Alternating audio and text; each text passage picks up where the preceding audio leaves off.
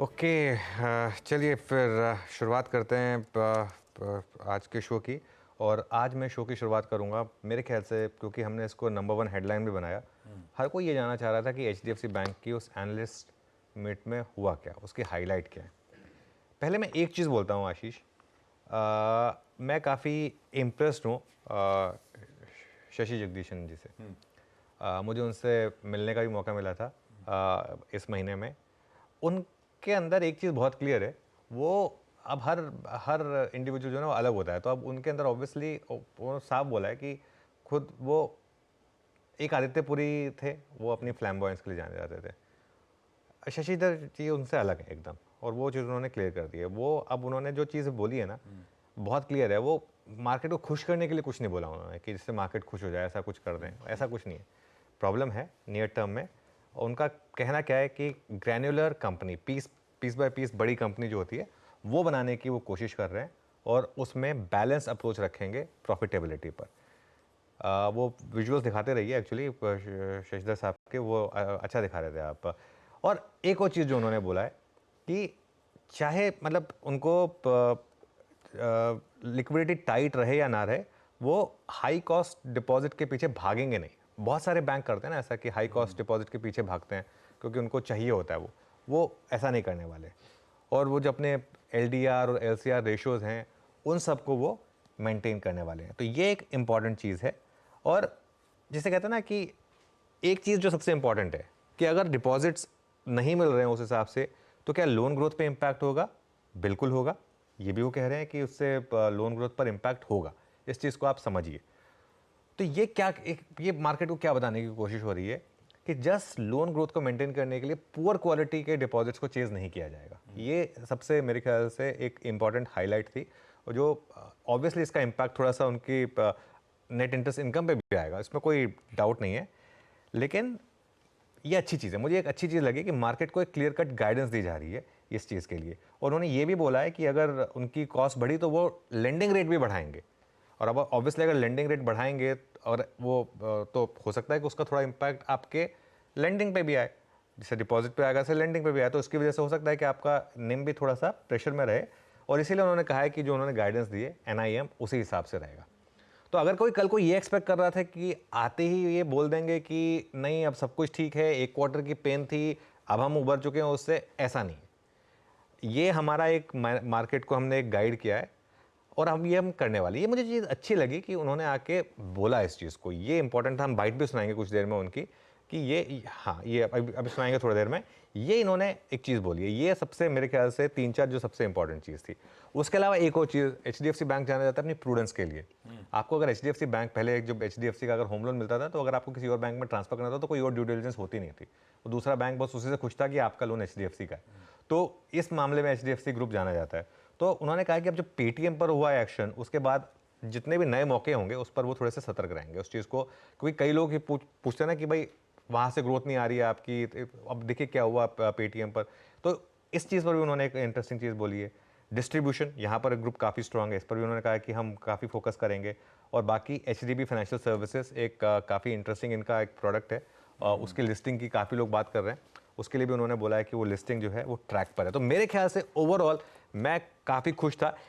इसका मतलब ये नहीं है कि स्टॉक आज भाग जाएगा या गिरना बंद कर जाएगा। हो सकता है गिरना बंद कर दे, या हो सकता है कि मार्केट को अभी भी थोड़ा सा लगे कि ग्रोथ बाकी जगह पे ज़्यादा है, इसके लिए मार्केट वहाँ पर ज़्यादा फोकस करे। ये पॉसिबल है, ठीक है। और कल समीर अरोड़ा साहब से बात हो रही थी, वो काफ़ी लॉन्ग टर्म इन्वेस्टर है। डिसअपॉइंटेड हर कोई है, मैं खुद डिसअपॉइंटेड हूँ। मैंने पिछले क्वार्टर ये कॉल लिया था कि एचडीएफसी बैंक यहाँ से बहुत पैसा बना के देगा, नहीं बना के दिया उसने, ठीक है। तो मैं खुद डिसअपॉइंटेड हूँ। लेकिन इसको आप राइट ऑफ नहीं कर सकते।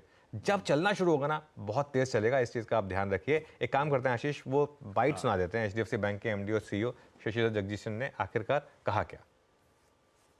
Ever since we announced the merger, we realized that with the merger will come a preponement of loans in our balance sheet, which is pretty much reflected in the constitution of the share. I mean, we now have around 14 to 15% share of loans on the stock of our balance sheet, as against to 10 to 11% of deposits. We realize that effectively we have preponed the loan growth, so I need to now have that period of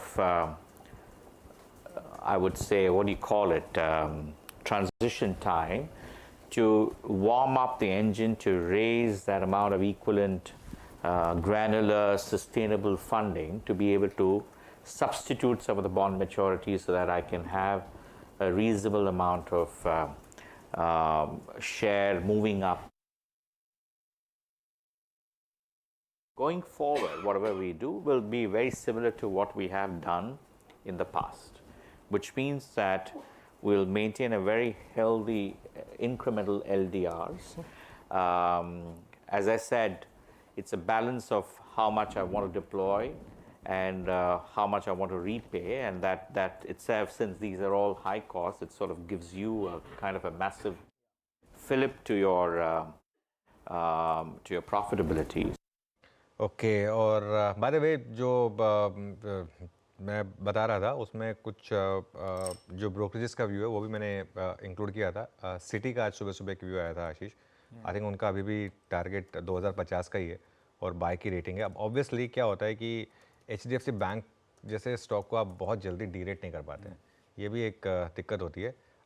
लेकिन clearly इसमें एक view है कि यहाँ पे क्या होता है, यहाँ पे आपको एक चीज़ डिसाइड करनी होती है कि आप मैनेजमेंट पे ट्रस्ट कर रहे हैं या नहीं कर रहे हैं, ठीक है ना। अब जैसे मैं अपनी बात बताता हूँ, फॉर एग्जांपल अगर मैं मार्केट में होता, और मैं मार्केट में ऑब्वियसली हूँ नहीं, अगर मैं मार्केट में होता तो मैं अब क्या करता, मैं HDFC बैंक में अब यहाँ से एक सिप शुरू कर देता विद द नॉलेज कि मैं नियर टर्म में थोड़ी सी पेन झेलूँगा। लेकिन मेरा एक हमेशा एक जो लॉन्ग टर्म की इन्वेस्टिंग की बात होती है कि ट्रेडिंग की बात हम रोज़ करते हैं और नियर टर्म प्रॉफिट लॉस की बात हम रोज़ करते हैं। ये मौके आते हैं कभी जो काश वाला मौका होता है, जो काश वाला फैक्टर होता है ना, कि काश मैंने इस टाइम पे इन्वेस्ट कर लिया होता, काश मैंने यहाँ पे लगा दिया होता, काश मैंने बजाज फाइनेंस ले लिया होता, काश मैंने आयशर ले लिया होता। तो अगर वो काश वाला फैक्टर है ना आपका कि काश मैंने कर लिया होता, तो एक सिंपल फ्रेज होता है कि buy your regrets in a bear market. HDFC bank में भी बेयर मार्केट चल रही है, तभी इसके लिए देखिए न्यूज़ मतलब ख़राब चल रही है, तभी तो प्राइस ये मिल रहा है आपको।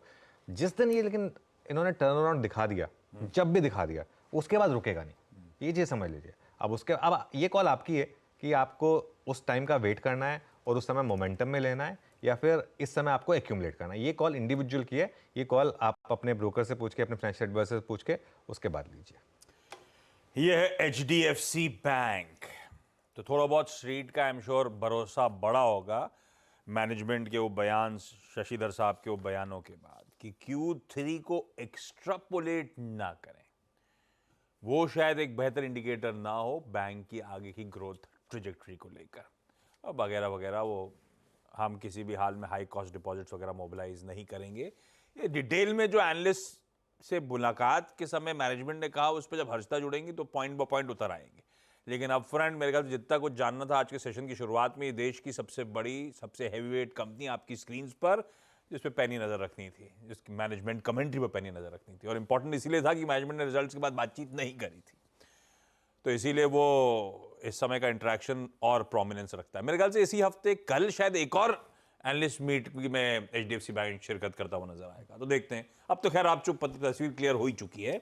आपने कहा था मैनेजमेंट पे ट्रस्ट होना चाहिए, बस इशू इसके साथ ये हो गया था कि इस बड़े इंटीग्रेशन एक्सरसाइज में वो जाने माने चेहरे भी साथ में नहीं थे, नए लोगों को कमान दे दी थी, तो थोड़ा सा सब कुछ इकट्ठा होता चला गया है ना। दिक्कत क्या है, पुराने लोग जाएंगे तभी तो नए लोगों को मौका मिलेगा। लेकिन समय ऐसा था ट्रांजिशन का कि वो थोड़ा सा और स्ट्रीट थोड़ा सा शेकी विकेट पे चला गया था। लेकिन बढ़िया है, SIPs के थ्रू इनफ्लोज करने के शायद बेहतरीन मौके HDFC बैंक